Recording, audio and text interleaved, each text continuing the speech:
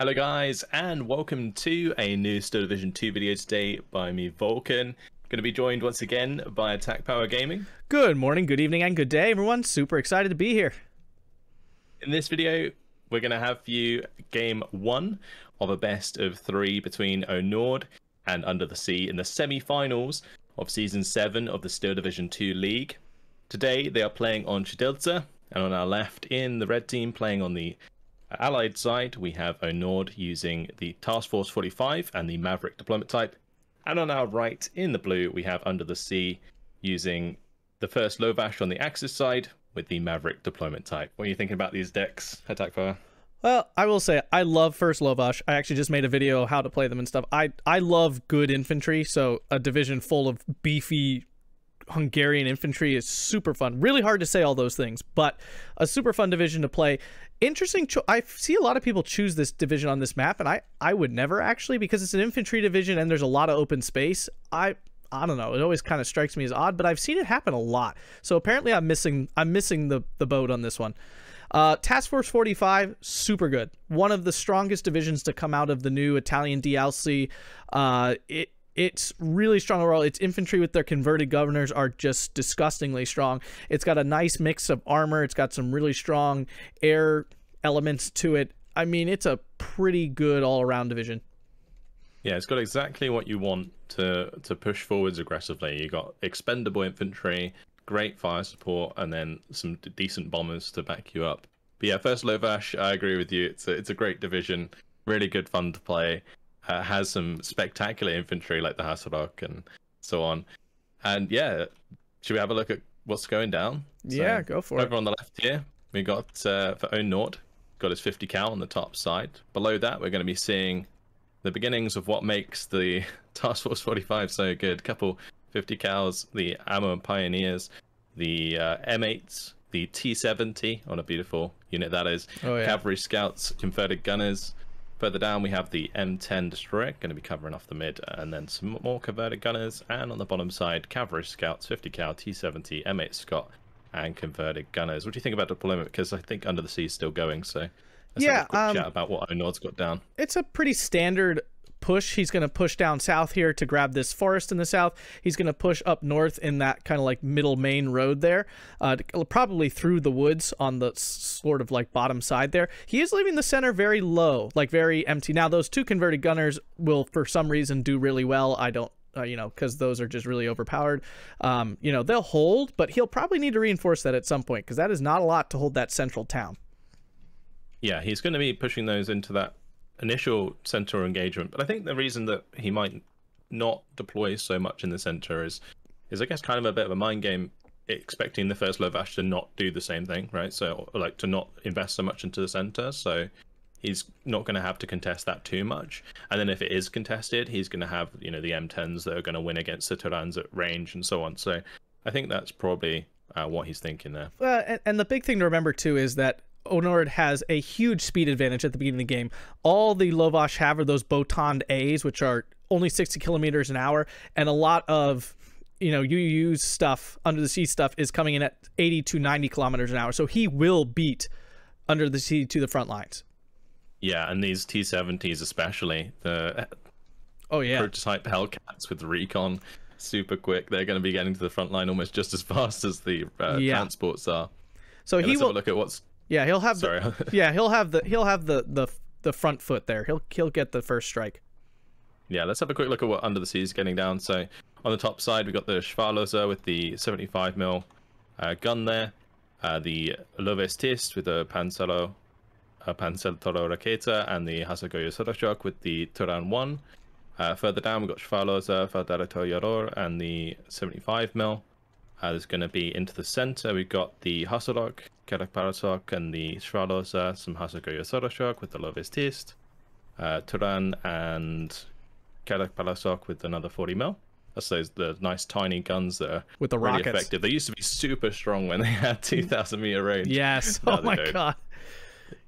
Further down, we've got the another 75mm gun with more support here, 40M.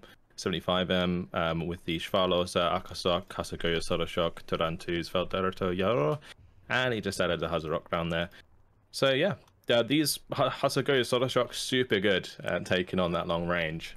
Yeah, with their triple light machine gun. Now, they don't have a very good machine gun, but having 3 machine guns is having 3 machine guns. It doesn't really matter what kind they are. Yeah, indeed.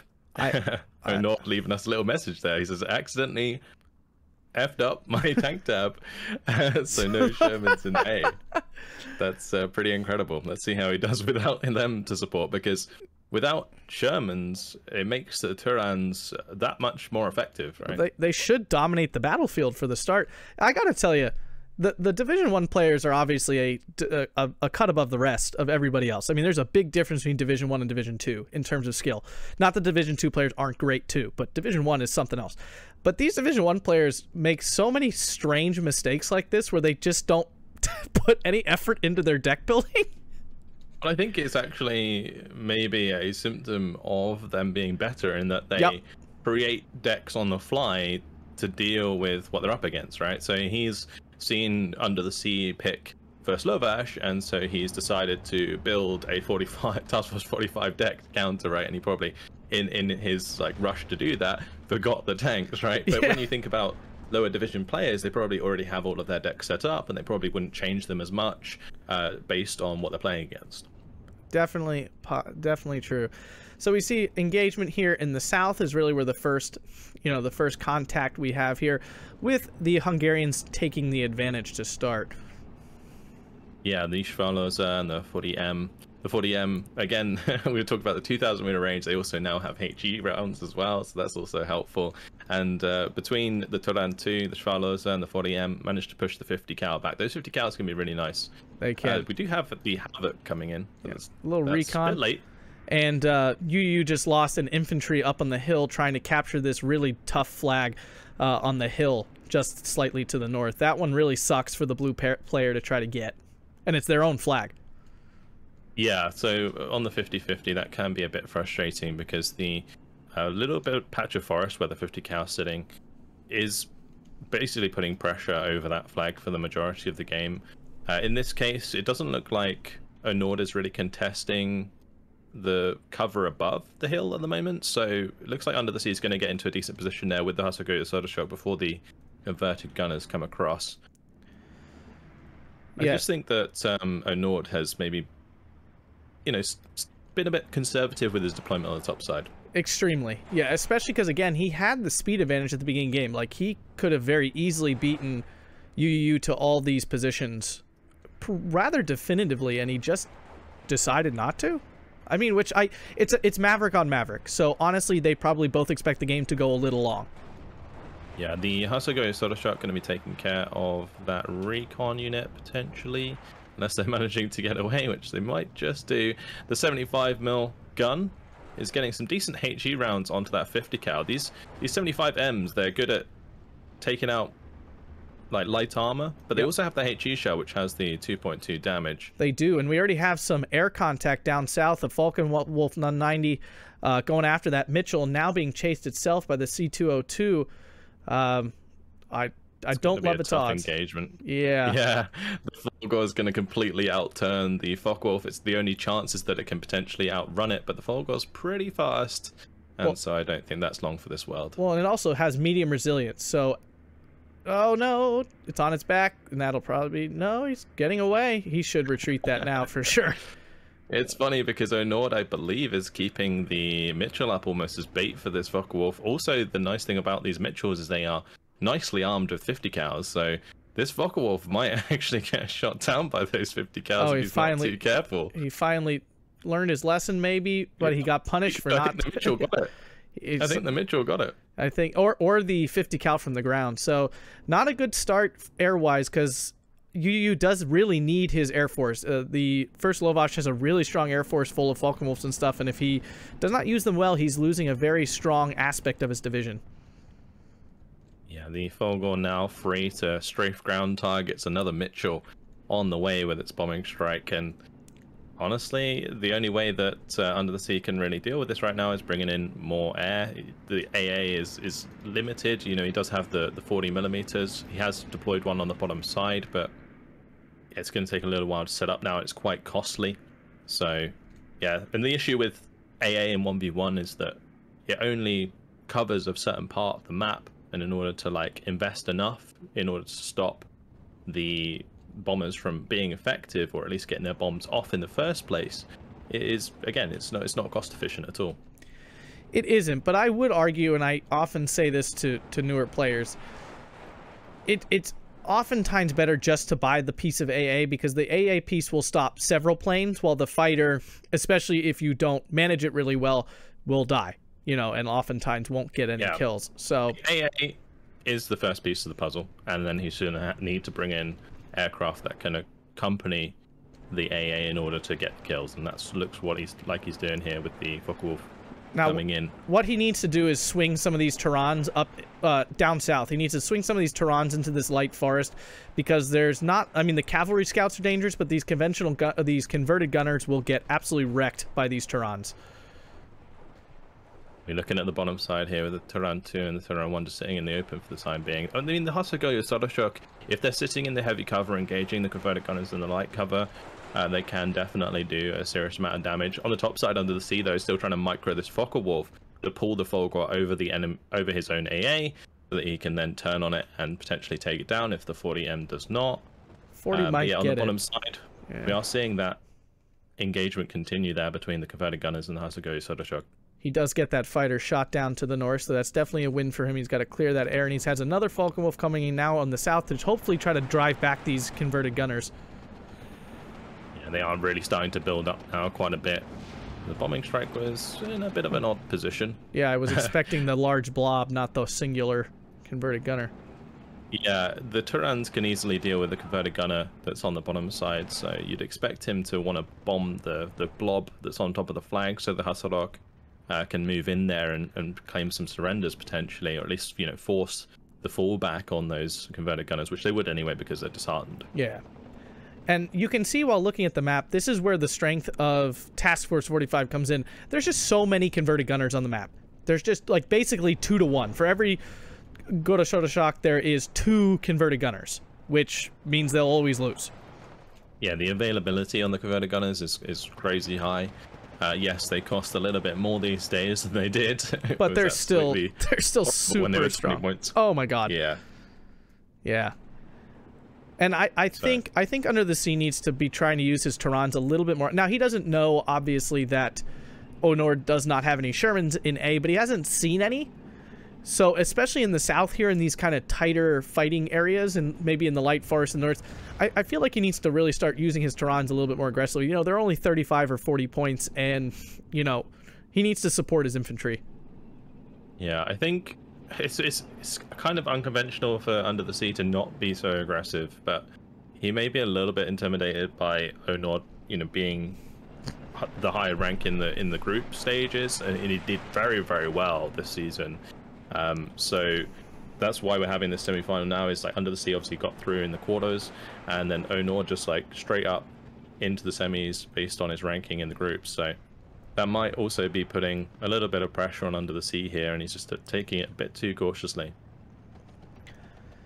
So we see up north here that this machine gun is starting to pin down this 75 mil a little bit, and unfortunately his Gota Shotoshoks are ending up in the thick forest, which is not where you want them, because then they end up within that 100-meter range, and they lose all their light machine gun firepower, which makes them basically like weaker Huzaruks, essentially.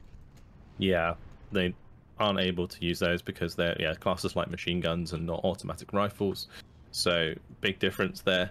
Definitely makes a big difference to the 100-meter range engagement, but that's why these converted gunners against Hasagoyo Sodoshok on the bottom side are probably going to have a much harder time in those longer range engagements. Yep. We are seeing more Terrans arriving on that bottom side. The T-70 and the M8 Scott were forced off the bot side light cover when the Terran 2 and the Terran 1 were moving forwards with the 75mm gun. And so far, Under the Sea is sitting at the 13-11, so he's off to a decent start here. He has lost some tickets to Onord, but has now found the lead across the map. Yeah, he's getting his footing under himself a little bit here. Now, I do have a quick question for you while the action's not too heavy. Do you prefer the Terran 1 or the Terran 2? I think the Terran 2 is generally more useful because it does have that heat shell, which is just really kind of reliable at close range in penetrating sort of medium armor, and so it can make it quite potent against other medium armor, which is generally perceived to be stronger. So in like a light cover engagement at really close range, the accuracy is going to be super high on those, and then the penetration is just almost guaranteed because it doesn't drop off with range. Yeah, I would say the Turan 2, for two different reasons. One is the 1,500 meter range over the 1,000 meter range. I mean, that's a big range difference, so you can actually reach out and support your infantry a little bit better with them. And also, they have way higher HE than the Turan 1. Ooh, we have a great push down south with these Turan 1s, hopefully going to surrender these converted gunners. You got your wish. Under the sea, pushing aggressively with the Turans. This is what you surrender. This is what you have to do with them.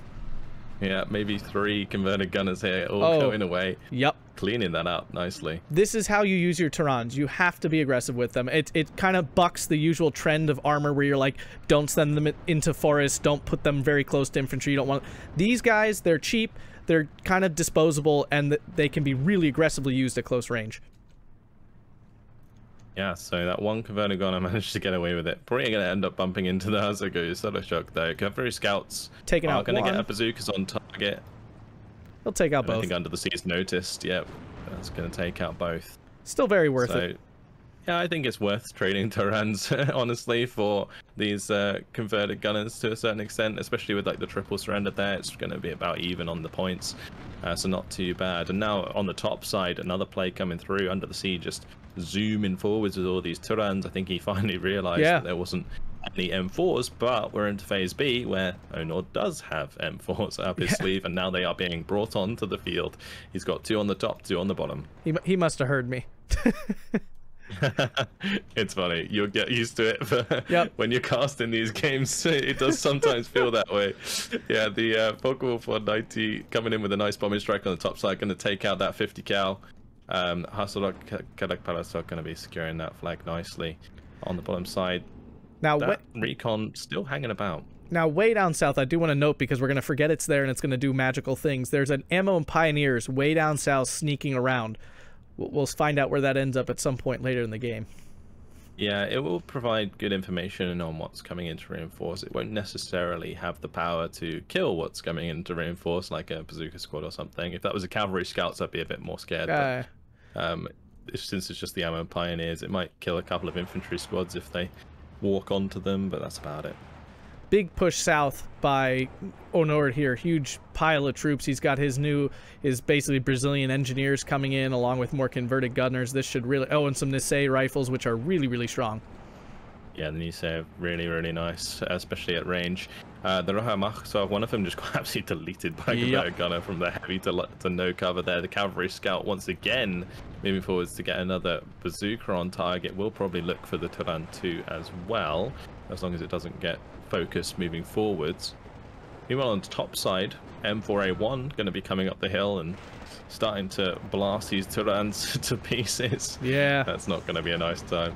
No, and the Turan 2 really can't. It really can't deal with these things. I mean, statistically, yes, it can. It's got 90 millimeters of penetration, and the Sherman's got 90 millimeters of armor. But in practice, it really doesn't penetrate often enough for it to work. Yeah, it would have to be really close range as well for the heat round to actually land, because those things only have like 25% accuracy. Yeah, it's rough. So it's a very bad time. The 75 mil is making work on them with its heat rounds. It already took out one Sherman, did not get another penetration, but just even killing one was a big deal.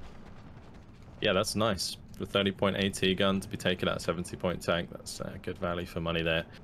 On the bottom side, these infantry are really starting to make a lot of progress here. Under the Sea has been broken down a significant amount, but he is now going to be bringing in those Jagdpanzers. I was wondering when we were going to see them on the side of the Lovash, and they finally arrived. They're definitely fantastic for dealing with the M4s at range, but we'll have to be careful not to be flanked at closer ranges, as they are, self-propelled. So the gun's always facing forwards. It makes it hard for them to... It's important to note that he's brought it in with no veterancy, which means he should have, I believe, 6 to work with coming in phase B. Yep. Because they are going to be key to his anti-tank defense. Like, they will own the Shermans, but they need to be careful. The M1A1 destroyers, they can definitely fall to those. Yeah, I can see that Under the Sea's now brought in the Focke-Wulf 190 fighter. Looks like he had those available in B and is now trying to get rid of this recon that Onord is currently relying on. On the top side, Lovis versus converted gunners, not too bad really at that range, with the 9 Fegs and the Solathurn. Not bad at all. Yeah, and down south, he's finally bringing some more infantry. He desperately needs, he has none. I mean, he's holding the line with a couple tanks. Yeah, they all died. Yeah.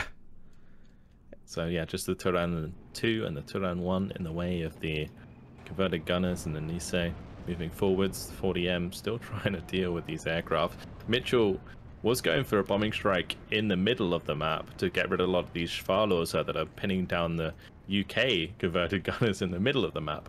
But that's not going to get through and actually get shot down by the Focke-Wulf. He brought in a second one, which is probably the right call because Onord's Air Force was definitely starting to become a serious thorn in his side. So taking out that bomber does really matter because he brought in, you know, a card in A, which means he doesn't have that many Mitchells. I mean, he's definitely got another card most likely, but everyone that goes down represents less he's got to deal with.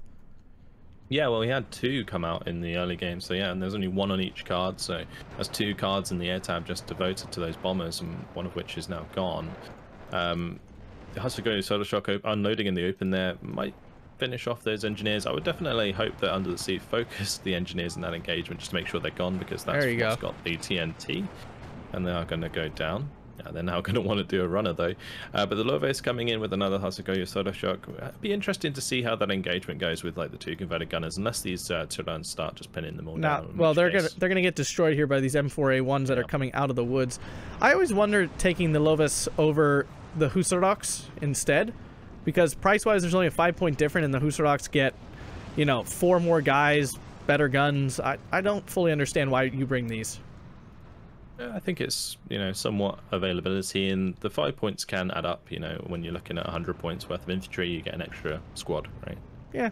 So I think in the long run, you know, they can definitely add more value, specifically if you are using them en masse, like you're bringing in multiple at a time. Yeah, that's understandable. Did manage to get rid of the converted gunners, and one of them surrendered there. But yeah, those M4A1s just completely deleting the armor support that UndertheSea had, and even the Jagdpanzer forced to fall back with the panic, the crew panic critical there onto the Jagdpanzer 38. Yeah, that's just the bad luck of the roll. Now it should be able to take out at least one of these, I would think, if it can get its crap together and land some shots. Yeah, well, the accuracy, base accuracy is 45%. It was pinned a little bit, so it's going to take at least we got a hit. shots to get on target. Yeah, but will it hit the 3rd time? I have a knack for watching my tanks land shots. Oh, there we go. Watching them land shots, and then the 2nd shot always misses. But in this case, UndertheSea, nicely done. Manages to take out one of them, forces Onord back for the time being. And Onord here has already called in 2 81mm mortar half-tracks, and if he uses these well, it can really build up a lot of value as the game goes on. He's already pushing back that 40mm mortar, so now UndertheSea has to be extra careful. Now there's a Mitchell and a Ju-88 up north coming in to bomb their respective enemies. Yeah, the bombing duel. Who will win? The Hasselhock, though, holding fire for the time being, might be able to just take out the Nisei nice and quick. The Ju-88 is going to get its bombs off just before it gets pinned. The Focke-Wulf coming in hot on that Mitchell, though. When it take it down, the CGMC might save it, but it's not even firing at it yet. Oh, I think the Falcon was going to get it. Oh, and the Mitchell goes down. Yeah, Onord initially had it right-clicked on the Ju-88, so it wasn't changing target automatically when the Ju-88 got pinned in the sky. So Focke-Wulf managed to get through there. A little bit of a mistake on Onord's part, I feel. Now in the center, he has driven some converted gunners right up to this hill to take out these Schwarlos, and he'll probably be successful unless this one can pin these guys down when they come over the crest of the hill. Let's see if they can manage. Yeah, he's done well to get that far up, honestly, but the M4105 definitely forced those MGs to fall back, and Onord took the opportunity to run that up there, and at close range they might be able they to did do it. Nope, he pinned him. Disheartened. Yeah, the disheartened trait really helping out UndertheSea there, and pinning those down nice and quick. Down south, so he's Onord's mispositioned an M1A1 destroyer here that's getting shot by the 75mm, but he does finally back it up. I can't believe that did not penetrate, actually. Yeah, it's just rough. Like, again, it's an accuracy thing as well. A couple shots off target 30% accuracy. The Ammo Pioneers, though, coming in hot for that one. Yeah. So we're up to a 14-10 in Onord's favor with these two flags in the center with this little bulge he's created. We've seen the Ju-87s come out of the Lovash now. The CGMC is both on the top side, so they might get away with taking out one of these M4-105s. It really depends if this M15 CGMC on top of the hill there will be able to get shots on target. No, as long as they hit, he will. Nope, they're missing. They don't see him. They lost sight. Yeah, there's no sight there. That's really bad. Oh, but that Ju-87 just took a pot shot at the C202 and did a lot of damage. Yep, and the 40M's going to shoot it down. Wow. That's nice. Wow. I have never seen someone use a Ju-87 like that, honestly. Yeah, these Ju-87s can be pretty nasty. The variants that do have the 20 mils in the wings. But one of them is going to get shot down in the end to one of the CGMCs, and Onord has one on that bottom side. He is covering himself quite well with these AA pieces now, and there's also a 90 mil on the very top side as well. There's another one coming in towards the center, so... Well, and that will that'll lock down the air. That'll be it for the airplay. The airplay is going to be gone. Yep, airplay. From under the sea. Yeah, those 90mm AA guns, this is the only division with them. These are really, really powerful. I mean, both on the ground and for taking out air stuff. We also see down south a 203mm artillery piece here, and I actually just was making a video about whether artillery is meta now for 1v1, and the answer is yes, especially for Maverick divisions. When you are slightly on the front, you know, when you're slightly ahead like Onord is, and you bring in this artillery, what you do is basically you hold flags with it. So whenever the opponent kind of gets close to capturing a flag, you drop a couple shells, the opponent falls back and they don't get that flag, and all you do, you just kind of keep doing this for most of the game, the remainder of the game, and that's how you kind of win. Yeah, artillery is always an investment. It's something that allows you to win longer games, because generally artillery doesn't really like pay itself off. It's there to just like support your other units. So making sure that you have that, and then therefore you can win these infantry engagements by providing a bit of extra suppression indirectly, is very, very strong. In the middle, M4-105 just taking pot shots at Lovis, trying to make ground, and I think Onord realizes that he can lock down the center of the map and is locking down the center of the map, bringing in more of the converted gunners. He's got the M4-105s that pretty much UndertheSea can't do much about unless he gets another like Hetzer to move in there. On the bottom side, more infantry arriving, but there's no armored support for this, so the M8 Scott, the M10, and the M4A1 just waiting to pounce as those unload in the open. Yeah, and this situation actually is exactly why I'm always really confused why people pick first Lovash on this map.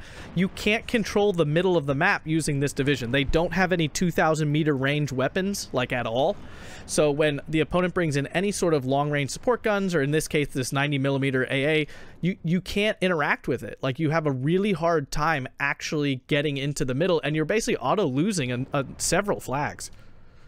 Yeah, it makes it very, very difficult. If you're not making ground elsewhere, it just becomes more and more difficult. And yeah, with Onord on the 15-9, that is the double tick. 11 minutes left on the counter. Loves getting absolutely toasted at close range by the Nisei, and if these Hasselhock don't get into cover soon, the Nisei are going to be engaging from heavy to no cover, and that's going to be absolutely terrible for UndertheSea. Yeah. And he's not even moving the Goto Shotoshok and the Loves here. They're just kind of, oh, they're finally moving now. Oh, thank goodness. Otherwise, that'd be... you just realized, but it's going to be a little bit late for the Hasselhock on the top side. Ju-88 coming in. Yeah, the Hasselhock Shotoshok at close range. Not going to be able to deal with the engineers. But yeah, that Ju-88 might help pin these down. Could swing this. Unless he did not pin himself down, which was key to this. And now if he pushes aggressively, he probably won't capture any of them, but... yeah, they're all going to fall back faster than he can catch up, but it will basically allow him a way into this heavy cover without losing too many more men. Yeah, these Fokker Wolves constantly trying, but there's no way forwards for them at the moment. And unfortunately for UndertheSea, I mean, if you zoom out, you can see, just the difference in the number of forces on the map. And more importantly, Onord has basically fully developed all of his support weapons. He's got a really strong AA net. He's got artillery to cover those things. He's got long-range support weapons to support his pushes. I mean, and basically, UndertheSea's on the back foot in every one of those theaters. Yeah, he's really going to have to hope that these... 40M 75 mils that he's brought in, the Pack 40s, are going to be able to break down some of this medium armor. Otherwise, it's just going to have no chance throughout this game. It's just going to constantly cause issues for his infantry. And you can see at close range, the engineers just pushing back the Hazuko, Soroshok, the Lovis, not being able to deal with the Nisei and another engineer squad there. The converted gunners are going to be finding the AT gun as well now. So that's even more pressure off from Onord. Doesn't have to worry about that anymore. Yeah, UndertheSea did call in 2 76.5mm artillery guns on the top side as well. Yeah, to try to, you know, take out some of this AA and stuff, but it's already being counter batteried, and it's also non-radio. They're not really good artillery pieces, and he's getting counter batteried with mortars, I believe. Yeah, the 81mm mortar is the one doing the trick there, but it is going to allow him to a certain extent to use his air force. You know, whilst the 90mm is pinned down, he can get this Ju-87 up, for example, and the bomber, the Ju-88, managed to get a complete bombing strike in there onto the converted gunners, which is going to push them off the hill. So he did time that quite nicely, bringing in the aircraft to take advantage of the AA being pinned down for the time being. They're probably going to die, though. That's a lot of points just to get one airstrike in. Yeah, the Aksok going to be actually getting quite a lot of damage down onto the converted gunners on the bottom side. Still a little bit of a back and forth as Onord provides mortar fire onto UndertheSea, while UndertheSea is trying to bomb those infantry. It's just constantly trying to get back in there, but Onord holding his ground nicely at the moment. Oh, there we go. The Pack 40 is starting to get some penetrations in onto these tanks. Can it clean up the M4? Yes, it does. Yes, it does. The M8 Scott's actually going to be out of range of that, so... And it's dead now, takes that out as well. Very, very nice indeed. Yeah, but... Going to be seeing the Abraham Squad coming in, the Flamer squads, to try and engage at close range. They will win against engineers, 1v1, because Flamers always fire first. So... We'll unless there's a significant difference in veterancy, actually. Your engineers can get their grenades off if they have a high enough veterancy in between flamer shots. Believe it or not, it's very annoying. It's infuriating when you're like, oh, my flamer will definitely win this, and then they don't. Yeah, I mean, 9 times out of 10 though, the flamer should be winning a 1v1 in that situation. This Focke-Wulf really getting close to the sun there. It got a really nice bombing strike in the middle, actually. Did a bunch of damage to those converted gunners. And down south, those flamers are actually pushing into the woods finally. Yep, they managed to take care of one of the engineer squads, and the converted gunner is going to have to do a runner. That allows the Hasselhock to get back into position, and if they can get to the edge of this heavy cover, they'll be able to probably clean out the light cover as well. And if we look in the center here, unfortunately for UndertheSea, Onord definitely, he's got a couple infantry on this hill now. He's got the cover, and the Loves have to push across. Now, they're weakened squads, so he definitely has a chance of getting back on that hill, and he kind of needs to. Yeah, the Hasselhock might just be the key there to win against those converted gunners at range. More Loves on the way just to back that up as well, and maybe with a couple of shots from the artillery nearby, it could probably do the trick. It just depends if he uses it. I mean, I don't think these players sometimes forget that they have artillery, because it's not something that you see all that often in 1v1. But a Huzarok just got that Huzarok in the center got deleted by the 203mm. One shot killed 3, and it was gone. Yeah, you'd expect good players to know how to use it, and Onord there certainly showing us how. Yeah, with that lovely kill. Bottom side, the 81mm mortar still looking for the 75 kill. It's funny because the ammo and pioneers there were chilling for so long, and I think they did manage to kill one of the AT guns there, but then it was replaced. So. Yeah, they did, and they basically UndertheSea's like entire force shot at them and killed them. Yeah, I think they got bombed in the end. The Loves now making some progress again across this hill, just trying to take back the flag. But I mean, even if he does take back the flag in the center right now, still double tick flag on the bottom. Well, yeah, it would probably take it back to like 14 to 9 with both those flags. Yeah, but it's still going to be a really tough position for him, because there's never any way for him to take the middle flag, so he's going to have to really try and find more ground on the top and bottom. He is slowly getting to the point where he's dealing with these converted gunners, and I'm pretty sure at this point Onord's going to be starting to get a little low on them, rely more on the Nisei, and then the Nisei will trade more evenly with Hasselhock in the medium range. So, you know, unless they get extra veterancy, but we haven't really seen a leader yet, actually, out of Onord. Yeah, actually, very kind of odd, really. And actually, we can see here the use of this mortar down south to basically hold that flag. It's because of the suppression that he's putting on these infantry that he gets to keep holding this flag.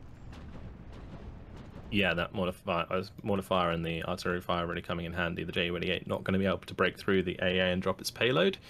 And that's the beauty. When you get your AA to the point where it stops a bomber before it even drops its payload, that's when you know you're doing things right. And that Ju-88 really taking the hurt. It might go down. It could. Also go Solar Shock going to be continuing the engagements over that flag. The 81mm mortar really trying to stop that in its tracks, but we're going to be back to 13-11 now. As the Lobos get a little bit of presence over the flag in the center of the map, but probably not for too long. Nah. It seems exciting, but this is probably temporary. And also in the center here in the town, he's lost that flag at the crossroad. He has one Husarok coming in. It might be able to hold, but if this M4A1, he has to be careful. If it snipes it, he'll lose all presence in the middle there. Yeah, there's Lobos in trouble as the converter gunner's trying to run them down and get the surrender there. Onord did accidentally pin his own Nisei that were trying to chase down the Kedok Parasok, but I don't think that's really going to matter too much. On the bottom side, AT gun now gone to the converted gunners again, and that's going to allow this M10 to just cover the road if it wants to. It does still need to be a bit careful of the Pak-40 though.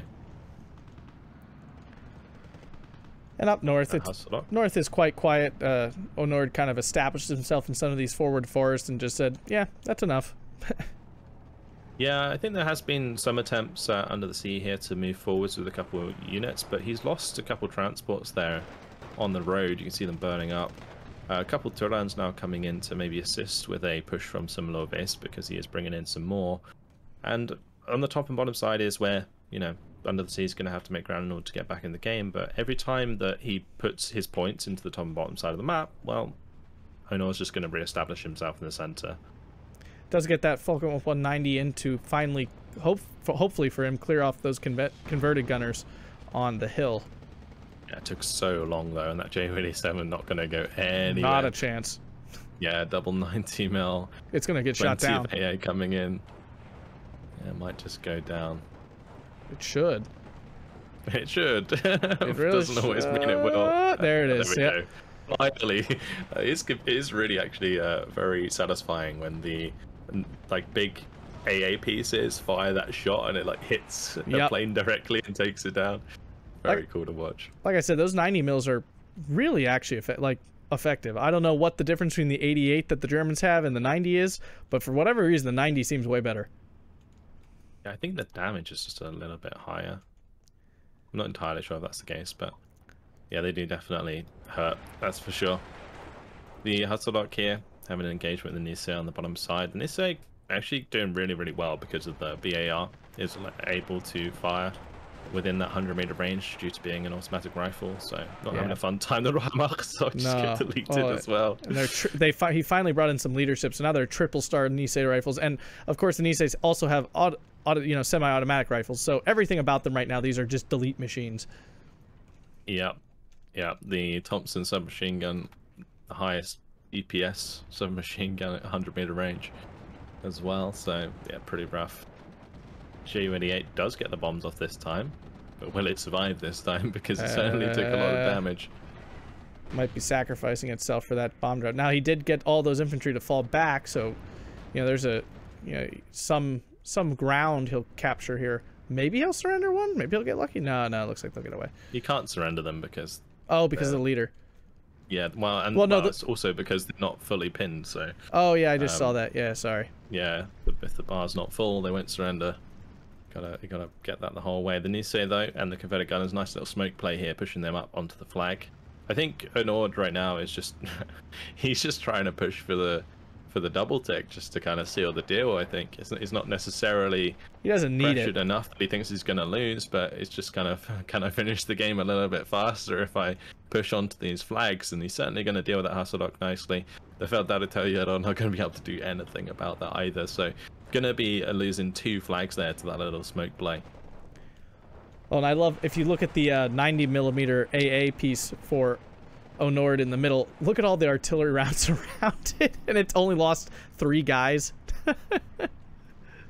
Yeah, well, yeah, those guns, as you mentioned, the 76 mils, just really not accurate at all. Nah. And whilst he can keep it pinned due to the blast, it's not gonna do the job in that regard. Like, it's not gonna kill it off for good. Back to the 15-9. We only have a minute left here. Yeah.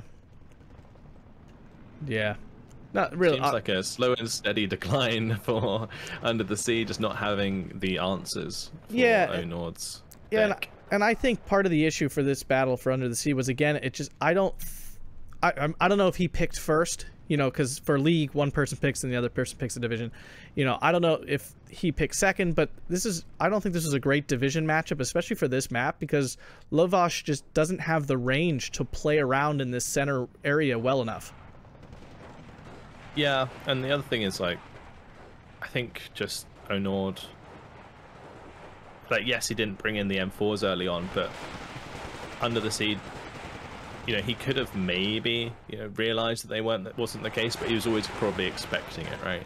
And so Onord wasn't necessarily affected by that being the case. Got a nice couple kills there, like Turan2 did take out one of the M4s, and this 75mm getting some good shots onto the M4, but that's going to be all she wrote.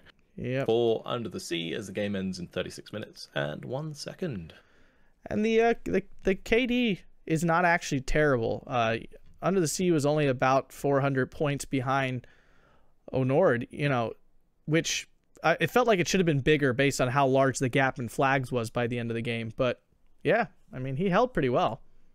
Yeah, 2,750 kills, 2,330 losses for Onord. Obviously, vice versa for Under the Sea. Seeing if we have any standouts in the kills. It's just here. the converted gunners, right? Getting plenty of value there. Like even just like the machine gun and the Hasselhock. The Hasselhock, you know, already expensive. The 105. The 105 did some excellent work in the middle there. Yeah, it was taking out lots of low base. But yeah, converted gunners really, really doing nicely. The M4 105 had complete control over the center for a very long time. Really nice NUNdertheSea squad. Yeah, 2 of them. Taking out. Yeah, 2 low base, 2 Hasselhock, Turan 1. Oh, Hazuko Hasselhock, that's really rough. And there's another NUNdertheSea squad further down that also took out 4 squads of infantry. Yeah, when your infantry trade that poorly, it's really hard to stay in forest. It's really hard to stay in the game, really. Well, that's what we were talking about in the previous series we casted, you know, the difference between, like, what infantry allows you to do is continue the aggression, and without it, you can't control the flags. And the beauty here is that Onord was controlling the flags, as you mentioned as well, with the artillery. And that just stops the infantry from getting close, and then he's also trading well with the infantry when he's choosing to engage them directly, and it just really put Under the Sea in a terrible position, whilst also not being able to control the open ground. Yeah, absolutely, and that's something definitely to say to newer players. Infantry win games. I see too many new players like, oh, tanks are the thing, you know, because they're fun to use and, you know, they're tanks. Tanks are cool.